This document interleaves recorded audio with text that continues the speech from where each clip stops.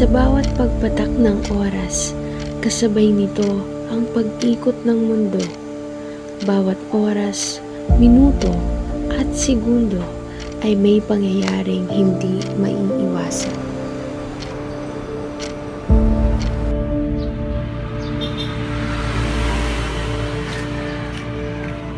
Ma'am, may tumawag po sa inyo. May balita na ba tungkol sa lupa niyo sa Leyte? Bakit? Anong meron?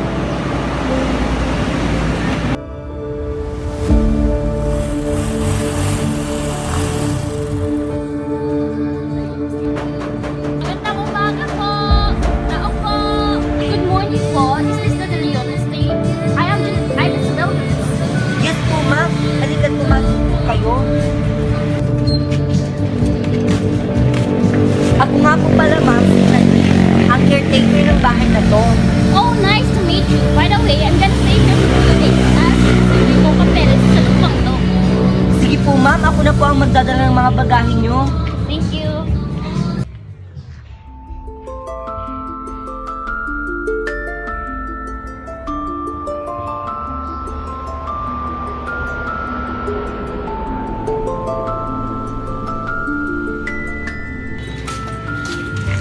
Teka, ma'am.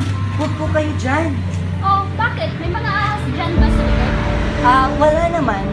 Pero usap-usapan sa aming bayan na ang hardin daw ng De Leon ay may engkanto.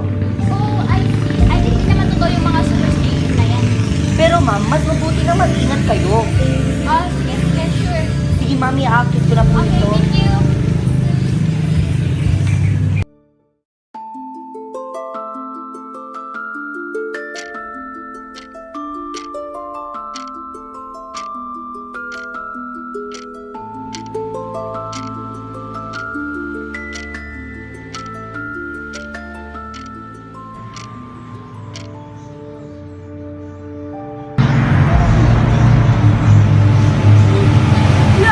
Nasaan ako?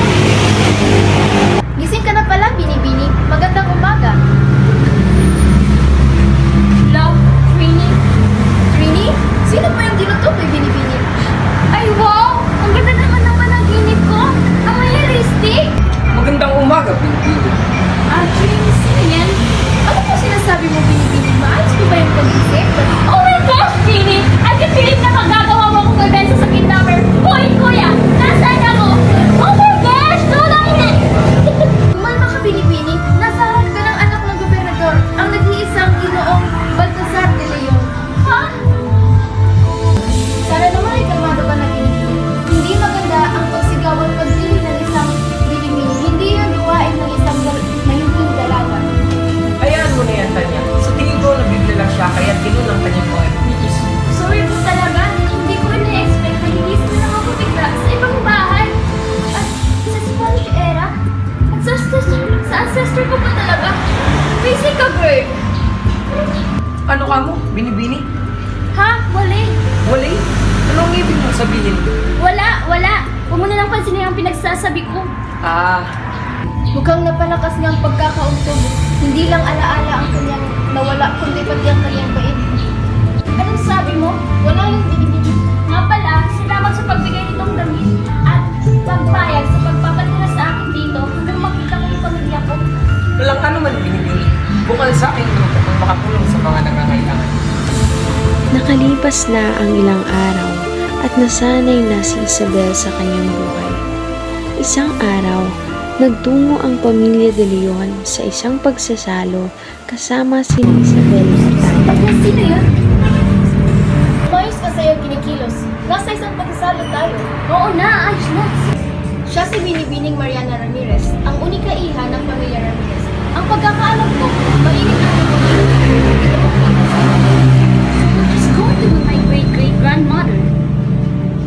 Ano ba ang kasalanan na ginawa ko sa Panginoon? Bakit ba kailangan ko makita ang iyong pagmumukha sa bawat pagtitipon na aking pinupuntahan? Sa tingin ko, ako yung dapat ang magsabi niyan. Ba't hindi ka malasan ng naranasan ko tuwing nakikita?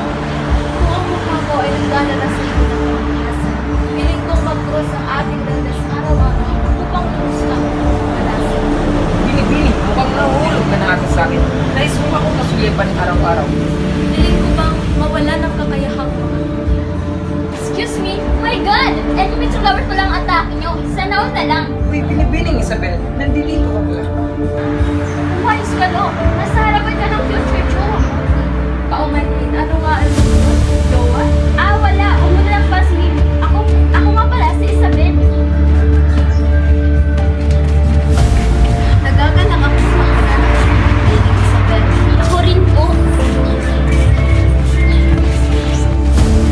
Simula noon ay naging malapit si Isabel kay Mariana at si Baltazar naman ay napipilitang sumama sa bawat pagkikita ng dalawang dalaga dahil ayon daw sa kanya. Ito ang kumakanan mo, binibining Isabel. Hindi maaaring palagi kang sumama dito sa babae na ito.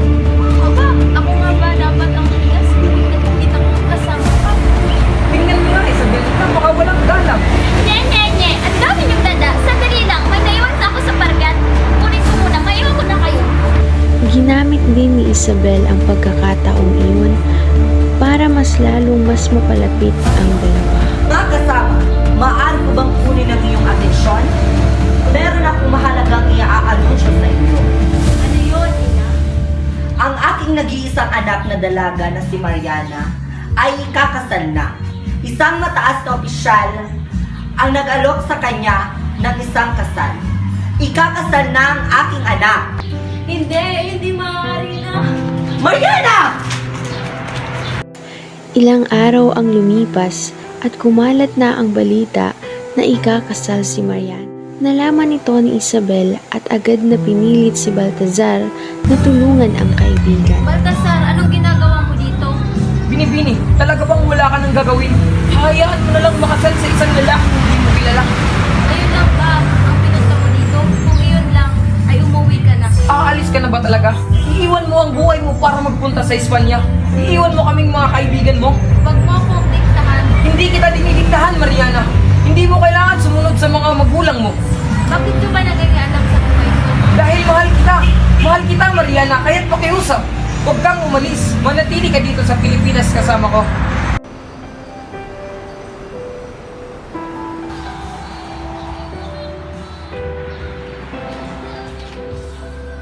Totoo ba ang sinasabi mo? Paumanhin nila. Sumuway ako sa inyong pag-usapan. Hindi ikaw ang tinatanong ko, Mariana. Iho, Hindi pa ako papayag na ikasal si Mariana sa iba. Mahal ko po siya. ganun din ba ang gusto mo, anak? Opo. Kung ganun ay... Kinakabahan ako, sis. Ano kaya sinasabi nila? Shh! Hindi ko marinig. Manahimik ka muna. Maka-chat up ko naman. Anong sabi? Maayos na.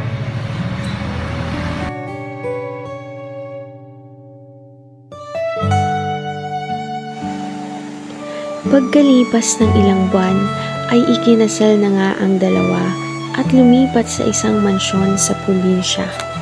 Dito ay nagkaroon sila ng pamilya at masayang namuhay kasama ang isa't isa. Destiny kung tawagin nila.